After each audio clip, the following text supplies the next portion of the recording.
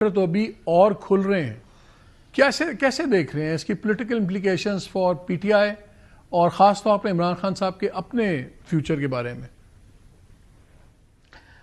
شکریہ مالک. پہلی چیز یہ کہ ہو سکتا ہے میں غلط ہوں، لیکن مجھے نہیں لگتا کہ جو پولیٹیکل انوالومنٹ والی جو بات ہے جو آخری پیرا میں نظر آتی ہے کہ جس میں پولیٹیکل ایجیٹیشن کی بات ہے، ظاہر ہے جب ورڈ ایجیٹیشن آ جائے تو اس سے نظر یہ آتا ہے کہ اس کا تعلق 9 مئی سے ہی ہے. آئی ڈاؤٹ کہ وہ چیز اس حد تک کھلے گی، کیونکہ وہ چیز اگر کھلتی ہے تو اس میں ظاہر ہے پولیٹیکل انوالومنٹ کی اگر بات آتی ہے تو اس میں ایسا نہیں ہو سکتا کہ جنرل نہیں مظہر ٹو ریمائنڈ یو، میں ابھی جو December 10, 2024 کی پریس ریلیز پڑھ رہا تھا اس میں May 9 بائی نیم ہے، اور باقی ایجیٹیشن کا ہوٹس والے یہ وہی جملے ہیں جو اب بھی ریپیٹ ہوئے ہیں آج بھی.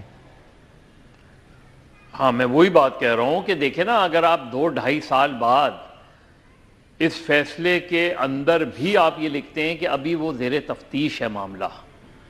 جبکہ شروع میں جب یہ واقعات ہوئے تھے تو یہی کہا گیا تھا کہ it's an open and shut case. تو اوپن اینڈ شٹ کیس کو اگر 2.5 سال ہو گئے ہیں تو اس کے معنی یہ ہیں، کیونکہ جب آپ پولیٹکس کو بیچ میں لے آتے ہیں نا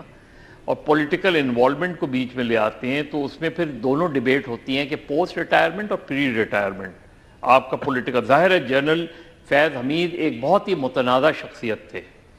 اور وہ بہت متنازع ہو گئے تھے. اگر آپ کو یاد ہو کہ عمران خان اور جنرل باجوہ کے درمیان جو کانفلکٹ کی بنیاد بنی تھی، باقی چیزیں تو اپنی جگہ ہیں، وہ فائل تھی جو اکتوبر میں موو ہوئی تھی، جس میں جنرل باجوہ یہ چاہتے تھے کہ فیض حمید کا ٹرانسفر کر دیا جائے اور عمران خان یہ چاہتے تھے کہ ان کو دسمبر تک رکھا جائے، اور ان کا اپنا پرسپیکٹو تھا کہ افغانستان کی صورتحال میں انوالوڈ ہیں.